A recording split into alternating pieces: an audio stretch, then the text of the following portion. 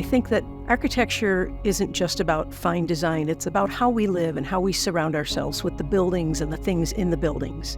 Frank Lloyd Wright gave a very wonderful example of how organic architecture and living in spaces that are calming, that are inspirational, can help each and every one of us in how we live day to day. The Martin House has the opportunity to reach out to the world just as contemporary music does, just as contemporary art does, and just as contemporary and changing architecture does. The house harkens back to a time when Buffalo was at its height. And I do think that understanding where we were can help us get a vision of where we could be. Western New York has the second finest collection of legacy architecture in the country, only to Chicago. Of course, Frank Lloyd Wright, with his 5 buildings here, certainly made a massive contribution. The zenith of our culture is all captured in these extraordinary works of art.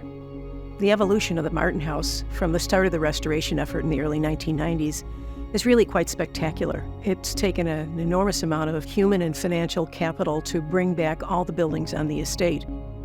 I never appreciated how much landscape architecture could do to enhance the beauty of a site.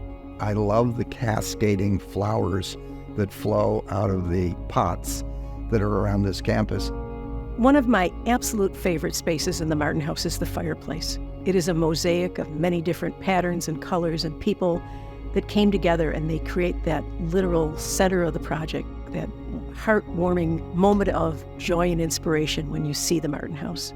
I have this really strong attraction to the fireplace. It took years to find the right person who could replicate the tiles from the fireplace. We did not spare any time or expense to make this an accurate rendering of what was here when the house was built. What we're looking at are extraordinary materials sourced from extraordinary places. We can't go to Home Depot. We can't go to Lowe's.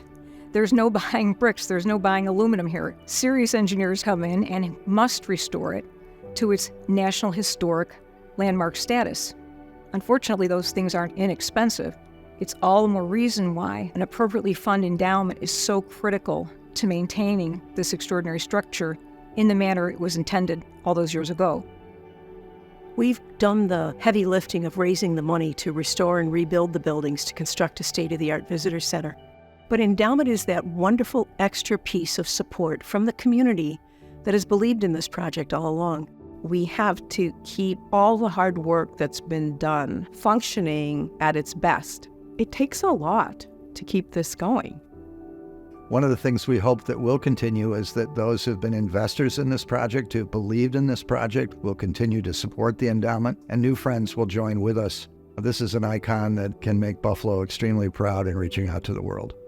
Frank Lloyd Wright gave this legacy to Western New York, but all of the people and institutions that allowed it to be restored in this fashion, whether they worked on it physically or whether they gave to the campaign, are the people who are responsible for giving this legacy back to Western New York. It's their legacy. It's our legacy. We can't let everything we've accomplished slip through our fingers as it had 100 years ago. People can still be involved in that legacy by contributing to this endowment campaign, which is going to keep this campus historically, architecturally, culturally in perpetuity.